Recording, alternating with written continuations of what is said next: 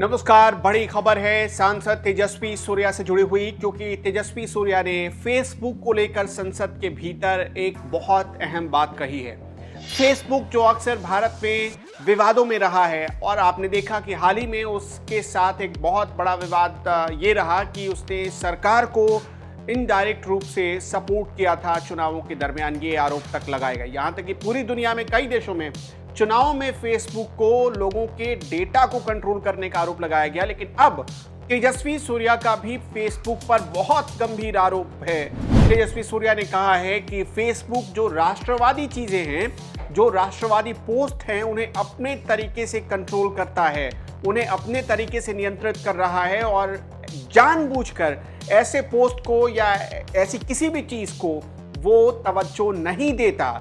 इसलिए तेजस्वी सूर्या ने फेसबुक पर सवाल उठाए हैं और यहां तक कि जो लोगों की अभिव्यक्ति है उससे भी नियंत्रित करने का आरोप लगाया है। ये बहुत गंभीर आरोप है, इसलिए कि फेसबुक एक सोशल मीडिया प्लेटफॉर्म है और यहां पर कोई भी अपनी बात रख सकता है, अगर संवैधानिक मर्यादाओं के तहत वो बात रखी जा रही हो तो। लेकिन तेजस्वी सूर्या का कहना है कि लोग अगर मर्यादित रूप से भी कोई राष्ट्रवादी पोस्ट डालते हैं तो फेसबुक जानबूझकर ऐसे पोस्ट को या ऐसी चीज़ों को, ऐसी सामग्रियों को वो प्रमोट करने से रोक देता है या उन्हें खुद ही कंट्रोल करते हुए ऐसी चीज़ों को धीरे धीरे डाउन कर देता है।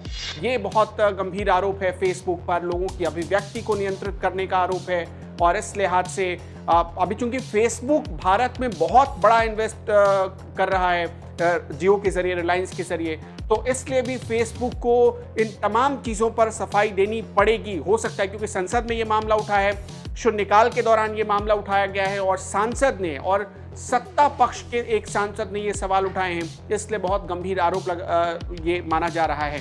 दूसरी बात कि अभी फेसबुक की तरफ से हाल ही में कुछ अधिकारियों को पेश होने के लिए बुलाया गया था, जिसमें लोगों के डेटा से जुड़ी हुई जानकारियों को लीक करने का आरोप लगा था और कुछ लोगों के डेटा को बेचने का भी आरोप लगा था फेसबुक पर, जिसके बाद फेसबुक के अधिकारियों को पेश होना पड़ा था संसदीय समिति के सामने। और अब चूंकि एक सांसद ने फिर से गंभीर आरोप लगाए हैं तो देखना है कि अब इन आरोपों के खिलाफ कैसे जांच होती है, सरकार की तरफ से क्या जांच की भी जाएगी या नहीं।